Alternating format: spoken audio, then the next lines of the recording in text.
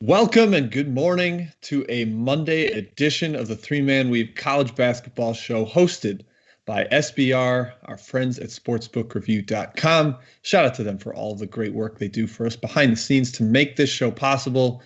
I am here with Matt and Ky on this fine Monday morning, ready to talk another slate of college basketball, get you some picks. But before we do that, check out SBR's site, sbrpicks.com/NCAAB. The URL is at the top of the screen. Lots of great resources there. Again, they've got more picks written up there. If you're not a fan of ours, perhaps you will be a fan of the picks on that site. Also check out SBR Odds, their page that shows all the different lines throughout many different books. Very, very helpful. And of course, like and subscribe to this video, this channel, youtube.com/SBR Sports. Hit that like button. We definitely appreciate that. Matt and Ky, was a long, grueling weekend of hoops, but it went pretty well for the Weave. Matt, do you have any takeaways from this weekend? I got a takeaway from yesterday, Jim. I'll be honest. I was on the golf course for most of the Valley action, but I do want to highlight the fact that there is a duel going on in the Missouri Valley. We know about Drake. We talk about how dominant they've been pretty much every episode on this show, but we need to pay some respect to the Ramblers, the revenge of Sister Jean. I mentioned her before, but I want to talk about these two teams juxtaposed next to each other. Loyola is 9-2 against the spread since conference play began. Drake has covered every game since the beginning of time. I just want to know point blank between you two, who do you think's better? Ky, your thoughts? Loyola's better. I agree. Jim, Yep. you agree? I would fully agree with that as well. Okay. Love Drake, but I just want to kind of put a plant a flag there. So there it is, done. all right. Matt, Ky, what about you? Yeah, it's a good transition in my thought. I'm talking about Drake. They finally didn't cover a game. In fact, they almost lost outright to Illinois State of all teams. Crazy shooting splits in this game, guys. Drake 4 for 30 from 3. That's unfathomable. Illinois State 9 for 21. We'll talk about the rematch later on down the rundown.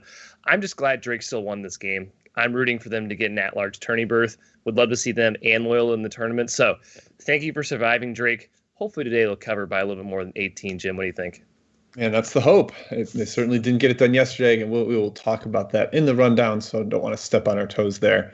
My takeaway is just that Houston guys might need to be getting mentioned as that third best team in the country. They've taken over the number 1 spot in Ken Palm's adjusted defensive efficiency rankings, and deservedly so. Their winning margin in their last 6 games, guys, 21, 17, 27, 17, 23, 22. They are murdering the American. Murdering. It's really impressive. And I just want to throw this out there. Gonzaga is being said to be looking for a non-conference game this weekend because Santa Clara is on pause. I think they want a tune-up. Houston is off. They are off from Wednesday to Wednesday. No game this weekend. Let's cross our fingers and hope for a Gonzaga versus Houston matchup this week. That's all I'm hoping for now.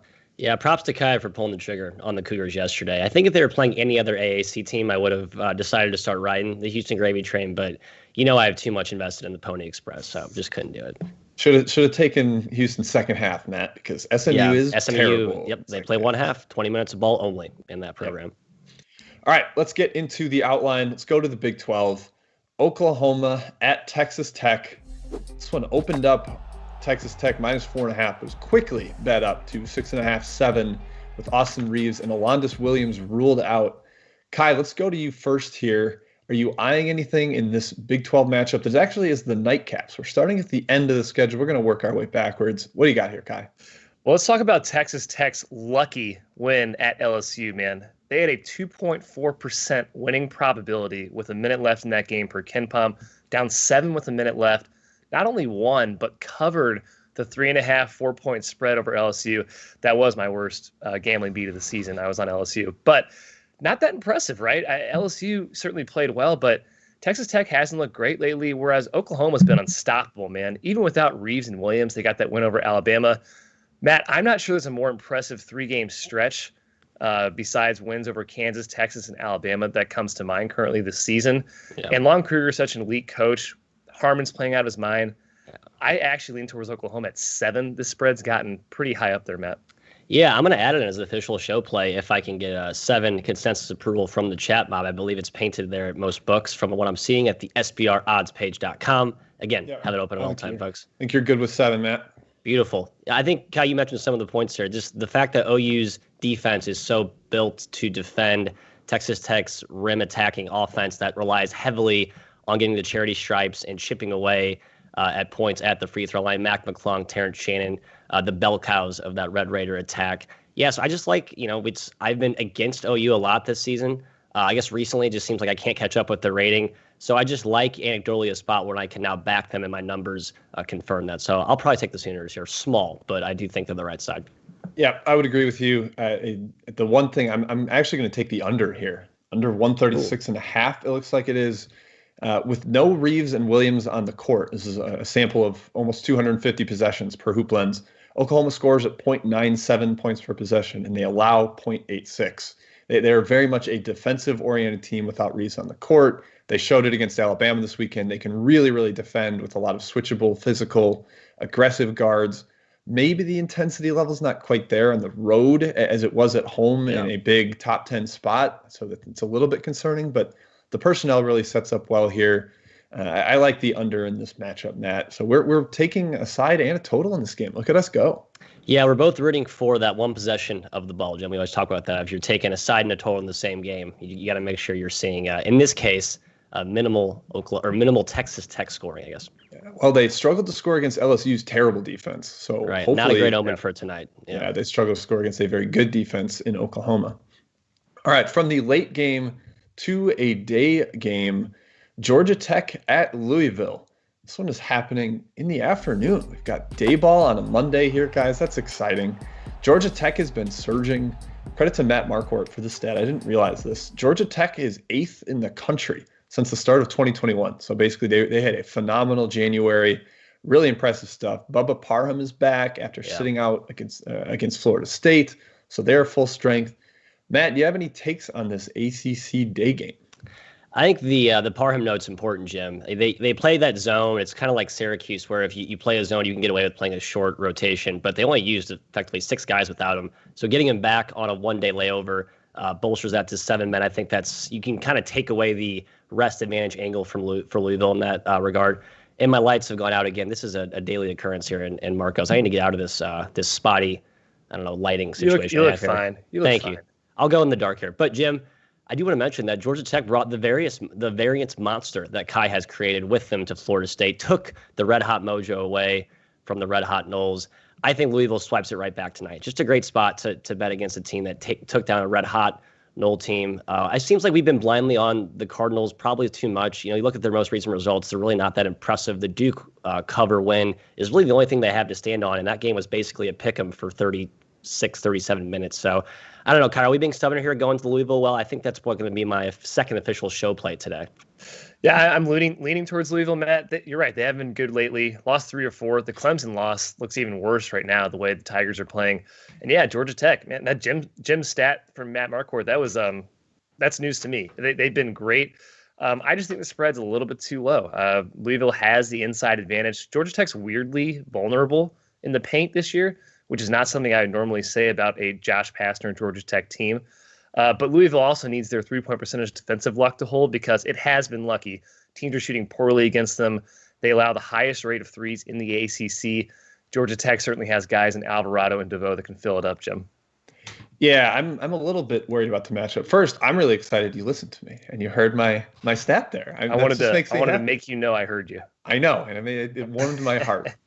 I'm a little worried about the matchup with Louisville in the fact that they don't have a very high assist to field goal rate, and they don't have a high three-point attempt rate. I feel like both of those are going to be key against Georgia Tech's 1-3-1. They've got a lot of length out there, and Moses Wright is just an animal to paint. You did say Georgia Tech's vulnerable there, and they are because of the way that zone sometimes aligns and he gets pulled away from the rim, but he can be dominant on the other end. I've been super impressed with him this year. So my number leans Louisville, but the spot in a matchup, I'm a little bit more leaning towards Georgia Tech right now. So stay away on the show for me. I will make it an official show play. I just want to confirm that. So I believe 3.5. Is that the most updated? I think it's 4, man. Most places. I'll take 4 still. I'll take 4. Matt, I trust that you can open up your odds page and check it out yourself. It's still refreshing, Jim. The internet's a little bit spotty here, unfortunately. That's why my lights keep going in and out. But as the folks in the chat mentioned, I might actually be there might be some good juju with the lights out, so maybe I'll turn it back off. Yeah, Louisville -4. Wait, your light is connected to the Yeah, that's internet? what I was wondering. What? Well, I have an Ethernet that's sharing with an adapter. It's a very complicated setup we have here, Jim. I left my second adapter at home. I can go through the entire nuance of the setup, but it's, hey, actually, we have Monday. It's a short slate. May as well go through that if you want to. I'm sure the folks are dying to hear that. We're having fun here. All right, let's go to the Valley. One of the two teams that you guys discussed in your takeaways, Loyola Chicago, headed on the road to Missouri State. Well, they're staying on the road, in fact. This is a back-to-back from yesterday. Loyola embarrassed them in the first half yesterday. Just absolutely, completely clowned on them. It was 22-2, I believe, to start. It might have even gotten worse than that. Missouri State seemed totally deflated off that Drake loss on Wednesday where they got up late and then kind of blew the game again. Oh, Ky, do you see Missouri State peeling itself off the mat, or is this just another Loyola Chicago runaway? I don't think it's going to be an obliteration like yesterday, but man, Loyola is unbelievable right now. We talked about it at the beginning of the show. 16th in KenPom. They didn't hit that mark even in their Final Four run season. This is the best iteration of Loyola basketball we've seen in our lifetime for sure. Their defense has been just nails lately. They blew out Missouri State by shooting 2 for 11 from 3. So they weren't even shooting well, and they still killed this game. Missouri State was under 30% from inside the arc. I don't know if that's really attributable to how good Loyola's defense is or Missouri State just missing bunnies. But, yeah, I cannot bet against Loyola. I will not do it. They're the best offensive and defensive team in the Valley. However, Matt, like I said, I don't think it's going to be a blowout. I would lean towards Missouri State a number. Hart just can't do it. Yeah, I kind of like the over, actually, Ky. You mentioned how Loyola can still score efficiently when they're not making shots, right? They play inside out through Krutwig. They have lots of good cutting action. They're able to subsidize cold shooting nights when they, can get easy points at the rim, can score at the free throw line as well. So there's not like a wide range of outcomes for their offense, right? They're a pretty reliable team offensively. Missouri State, on the other hand, did not watch this game from what I read, missed a lot of open shots. As good as Loyola is defensively, this team is super talented on offense. They can get good looks, and they have guys that can, make tough shots. They have multiple tough shot makers, which you need against this defense that's going to keep you in front and force you to make tough shots. So I actually like the over, sort of going against the back-to-back under trend that we've promoted before on this podcast. But I just think that Missouri State puts up 60 points today, and Loyola can get to the 70s, maybe high 70s here. I think the over actually has some value. Yeah, I kind of like the over too, Matt. Not going to make it an official show play, but credit to Jordan Sperber for this angle. It's less about, every back-to-back game goes under and more keying off the first game and what happens with the total. I think he pointed out that if the total from the first game is lower in the second game, it's more likely to go over. So if the first game goes way under and the books overreact and lower the total, the second game is more likely to go over, and then vice versa. If there's a ton of scoring, the total goes up. Second game is likely to go under. So, yeah, I think with this one, I think the total is 2 points under what yesterday's was. So, yeah, leaning towards the over with you there. All right, let's keep trucking down the outline and head to the SoCon. East Tennessee State headed to Wofford in this one. Wofford is a slight favorite of around -2. They got Messiah Jones back last game, but they are still shorthanded because his replacement and backup, Sam Godwin, did not play last game. Right. So now they're just shuffling guys in and out. East Tennessee State has real talent, ton of transfers that came in, so it makes sense that they're getting better and coming together as the season goes on. Matt, where do you stand in this SoCon battle? I love the brothers Brewer. Man, these guys can absolutely play on both ends of the floor. Ladarius, his shot-making ability. I know Ky still can't sleep at night from that game against VMI, but I'm sorry about that. I actually lean the Terriers, Jim. I know we might be against each other on this one. I'm not going to make an official show play. What I do like more, though, is the under. We're seeing ETSU just coming off that 112-point explosion against the Citadel. Anecdotally, when you play a team from really fast or really slow or vice versa, there tends to be a pretty seismic shift in the pace and the scoring output in the next game. You look at what happened last year. These two teams played 59 possessions and 61 possessions in 2 of their 3 regular season meetings. I think Wofford's really a team that wants to grind down the half court. East Tennessee State is a willing participant, even under a new coach. It's still kind of the same regime, but new, same-ish. Coach, same-ish system. So I think the under actually has some value here, Jim. Yeah, and like Jim said, man, ETSU, they're feeling themselves lately. 4 straight wins in the SoCon, 6-1 in the league, number 1 right now. Certainly a program we expected to get to that point eventually this year. And they're fully here. We should probably realize this. They could be the best team, maybe second best behind Furman in the league right now. I think they're going to own the boards. They're very physical, like so physical. Much bigger than Wofford, but Wofford is super well coached. They're very disciplined. it's not going to be easy to win this game for ETSU, though I do lean their way, Jim. Yeah, I lean towards East Tennessee State. Some matchup things scare me off a little bit from making it a show play. East Tennessee State 327th in the country in 3-point attempt rate defensively. Yeah. If you let Wofford sit around and shoot threes, you are in massive trouble. Yep. So I'm a little concerned there. I do make East Tennessee State a hair of a slight favorite, though, just because I think the talent is there, and I'm starting to buy in on Shea as the successor to Steve Forbes. Right. So I lean hard towards East Tennessee State in the number. Matchup scares me away from the official show play. Trying to be disciplined here, Matt. What can I say? Yeah, we endorse that policy, Jim. That's good. Don't want to shoot from the hip. No, can't do that. No. All right, let's go to a little chat mob break here, guys. Hopefully you have been monitoring the chat because I pulled a Matt and did not appoint a czar. One of you, feel free to jump in here with some of the chat questions we're seeing. Ky, I'll lead us off, and you can fill in the blanks. I'll let you scour through the chat as I hit the ones which I captured. Multiple folks asking about Citadel, Western Carolina. Early tip. What time? Is it 11 Eastern, I think? Super early. Something like that. 12 Eastern. Okay, so still early-ish. Loved Western Carolina at the opening number. It was bet heavily up this morning, so I no longer like it at the current price. I just think this is a game that plays well for them matchup-wise, so I would take the Catamounts. I saw someone mention first half as a potential play. I've mentioned before how I think if you lose value on kind of that 5 to 7 point favorite, first half has some value. I would endorse that. Ky, anything for you here? I lean towards Citadel at the current price. Okay. I don't think Western Carolina is very good. Okay. I'm mostly with Ky here, actually. I think Western Carolina is pretty bad. They played bad. They run way too much through Corey Hightower, who is terrible, the Presbyterian transfer. He's been just laying eggs left and right for them. Faulkner isn't right. They're shorthanded on the wing without Thomas and McCray.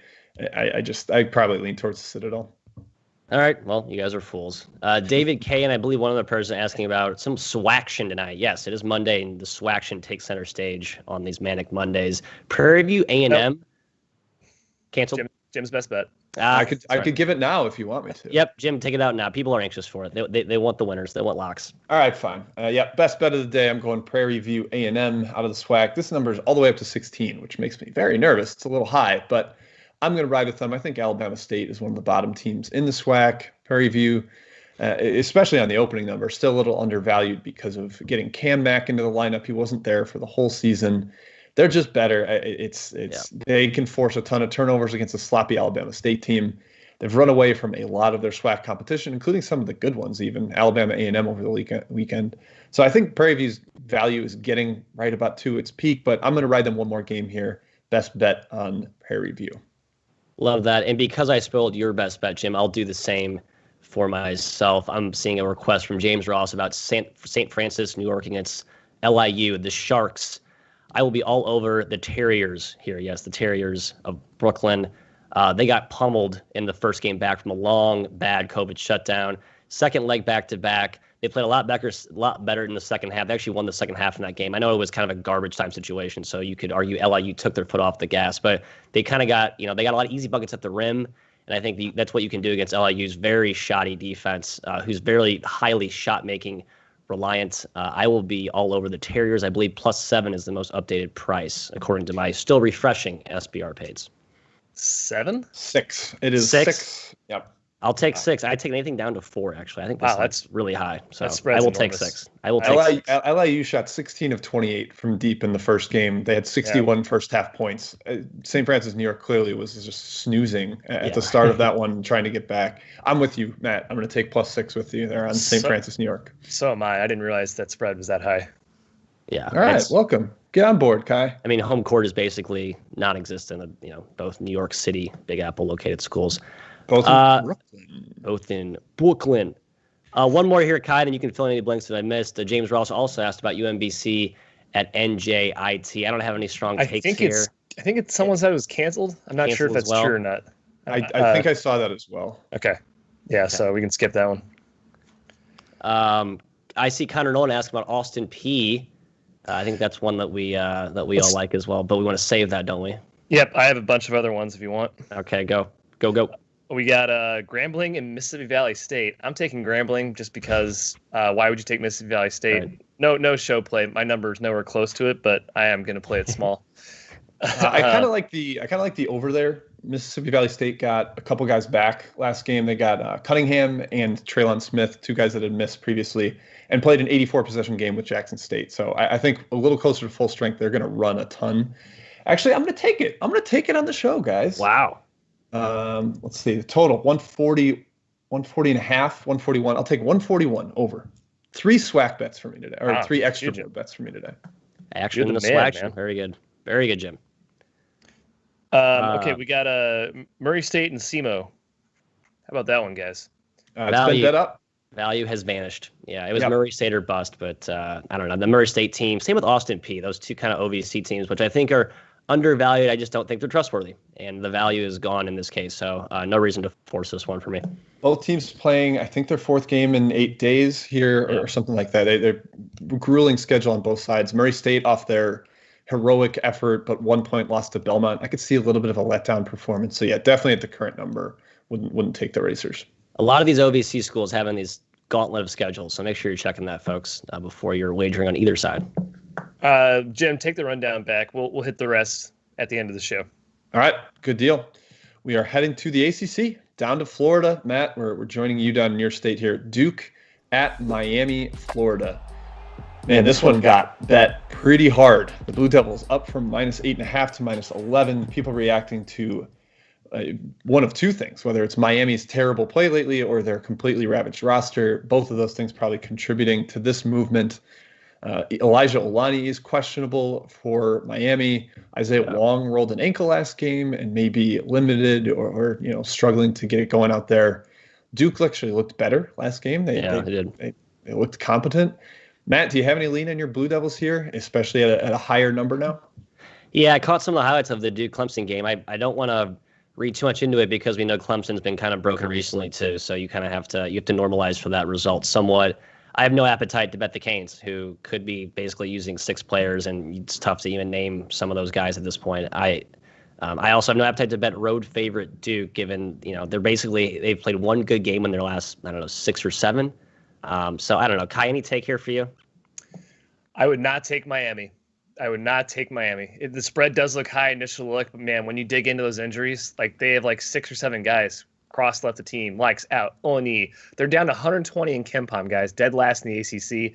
And I feel for Larinaga. I like him as a coach. He's gotten certainly terrible injury luck this year, but how can you be confident betting on a team that's just a walking wounded right there? And Duke, maybe finally, Matt, your Dukies, finally getting a little bit better this season, finally starting to improve.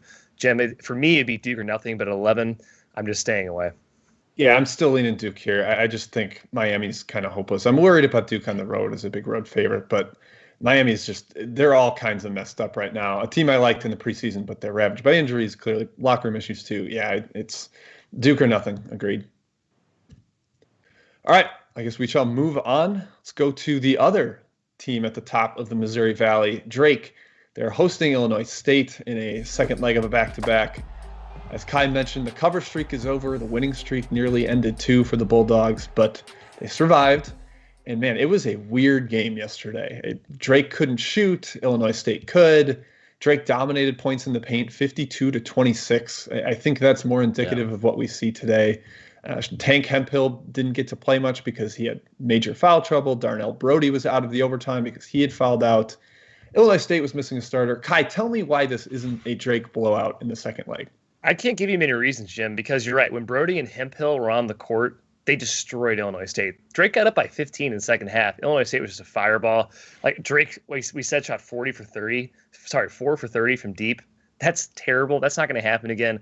Illinois State weirdly is good from 3 this year. They're 25th in the country in 3-point percentage, first in the Valley. I just don't believe they're going to keep hitting jump shots the way they were doing yesterday, man. Like if you watch that game, Drake was clearly the better team.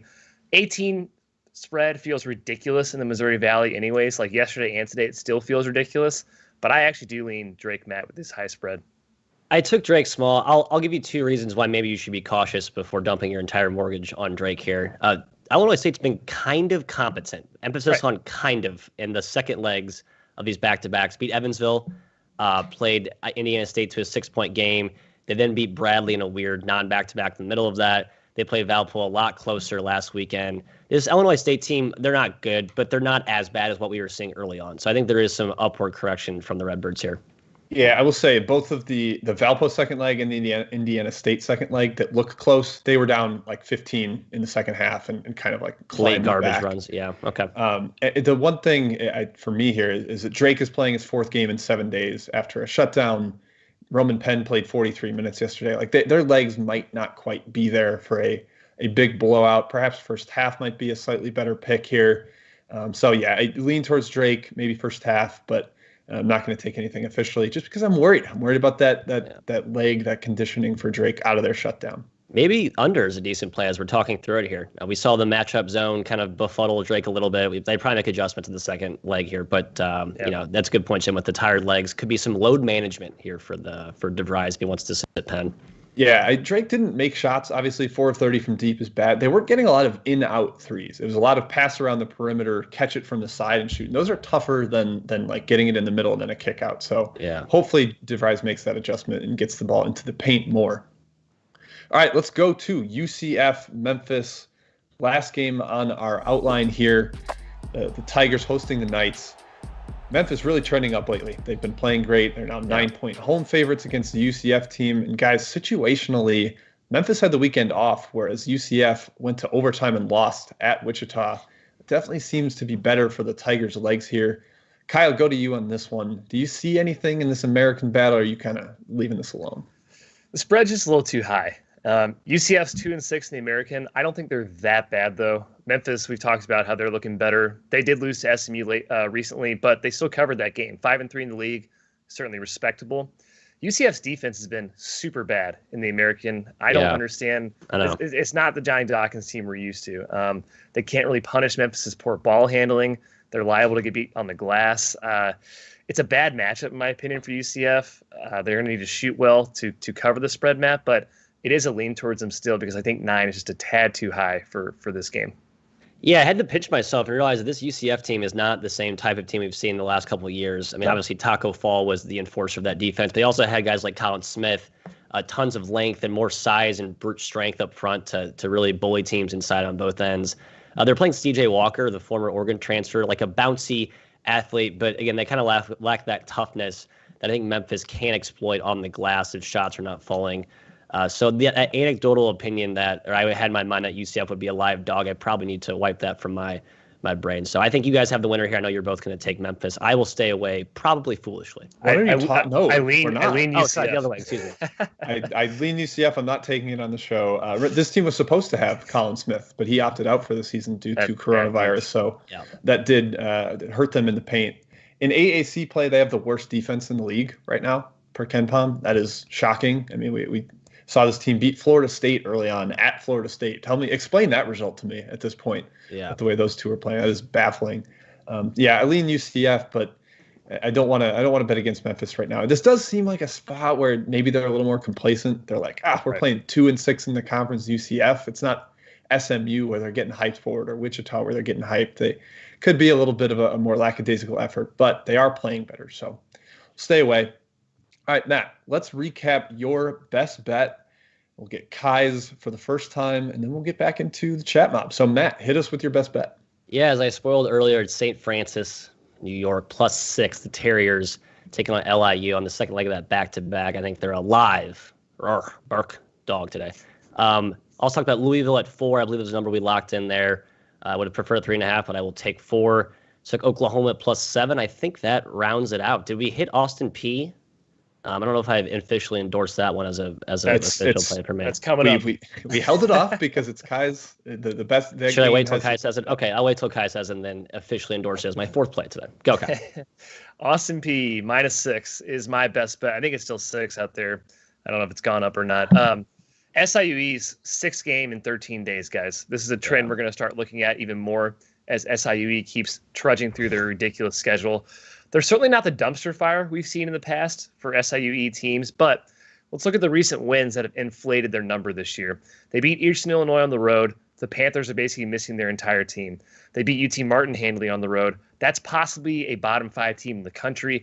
I'm not impressed by SIUE's dismantling of either of those teams, and it's inflating their KenPom rating and their number for odds makers. So I think this is an Austin Peay play for me. They should dominate the glass, force turnovers, and I think have enough resistance to a Cougar team that mostly relies on what I'll call muck to score. That's offensive rebounding, putbacks, and getting to the foul line. Matthew. You endorsing it, Matt? I am endorsing it. Sorry, I'm endorsing. I already said I endorsed it. I just spoiled it for Ky. So that's my fourth play. Ky, what's your official line there? Are you locking in at? I think -6 is what is out there still. Yep, -6 is what I see. It did get bet up a little bit to 6, but Ky, you're riding with the market. There you go. Hey, the value's not gone on that one. Not completely. Ky's going with the P boys. Go P All right. boys. Yep. So Ky's got Austin P. My best bet was Prairie View A&M -16. Again, another one that definitely got bet up from the opener, but I am riding with the Panthers. Also took Oklahoma, Texas Tech under 136.5. I rode with Matt on St. Francis, New York +6, and at Mississippi Valley State over 141 in that game with Grambling. All right, now let's go back to the chat mob. Ky, what did we miss? What are the people waiting for? I know I saw Evansville mentioned a couple times, so what else do we have? Yeah, let's go with that one. Evansville, Valpo rematch. Evansville was nice little cover yesterday. I think they're -2 right now against Valpo in the rematch. I got no takes here, fellas. Really nothing for me in this game. Yeah, I'm mad I missed yesterday. I should have taken Evansville yesterday. I didn't, and now the value's been bet up a little bit on the Evansville side, so I got nothing today. Yeah, this is one where the total is slightly higher than it was yesterday because of how Evansville scored. So perhaps a lean to the under based on that, just a little bit of extra value. But yeah, nothing from me. I think the spread's where it should be. Let's go Eastern Washington, Sacramento State. I think Jim might be going back to this well.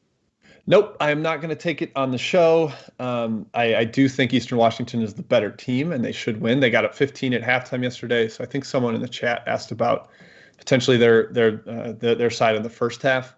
I would lean that way. I did watch some of the second half yesterday, and Eastern Washington just went ice cold for the first part of the second half, which let Sac State back in it. Sac State did get Christian Terrell back, which I think this was my best bet on Thursday, and before the game got postponed. That was with Terrell being out, which is why I'm not going back to the well here. So he matters for Sacramento State, so I'm staying away. Bradley, Indiana State. Again, a game early. I have nothing in. Someone mentioned Bradley's lost 5 straight. Indiana State's won 5 straight. I didn't realize that. If that's accurate. Wow. Bradley's certainly been hurt a little bit. Boya being out of the lineup, I think, has really hurt them. No take from you guys. Matt, you got anything? Yeah, I'm just surprised how much they've missed Boya, and I'm not sure if all of this struggle is attributable to him. I think there's some warts that have emerged on offense as well that I'm not sure he's basically just a monster shot blocker. He doesn't really add a ton to the offensive element, although he would be a good glass cleaner, I guess, to pick up some of those misses. Nothing here for me. Yeah, I don't have a lot either. Bradley swung to a favorite, so perhaps a little bit of Indiana State value, but I just don't see Bradley losing again. They're too solid to get that far down in the MVC standings. Let's finish with a fun one here. Arkansas Pine Bluff versus Jackson State. I actually have a take on this one. I do too. My take is that the spread's too high. Peanut butter spread? Pine Bluff's not been bad at all this season. I think 12 is way too much for a Jackson State team that's pretty good, but not a double-digit point favorite, Matt. Yeah. Anecdotal. Jackson State as a dog, always strong. As a favorite, no. That team lives and breathes on the defensive end. Not a team that you want to lay with that many points, especially against that kind of weird zone that Peanut Butter plays. Jim? Jackson State off that massive 50-point win against Mississippi Valley State. This is like, even though Pine Bluff is not very good, it's going from a scrimmage to a real basketball game. Yeah. So could be a little tough for them. I do think it's too high. I'm not going to take it with you on the show, but yeah, Pine Bluff, really, really strong effort at Grambling over the weekend. Hopefully they bring the same intensity today. All right. I think that's all we got, guys. Sign off. All right. Yeah, it's a thin Monday card. So good luck to us. Good luck to everybody in the chat. Hopefully all of your parlays work out, because I know that is a popular move in there. Cheers to you all in the chat. Make sure to check out sbrpicks.com/NCAAB. A lot of great resources there from our friends at Sportsbook Review. Also, like this video, subscribe to the channel, youtube.com/SBRsports. A lot of other shows on the channel to talk, whether it's Premier League Soccer or NBA or the Super Bowl coming up this weekend. All kinds of information out there from SBR, so make sure to check that out. As for us, we'll be back tomorrow morning, Tuesday, 10 a.m. Eastern. We will see you then.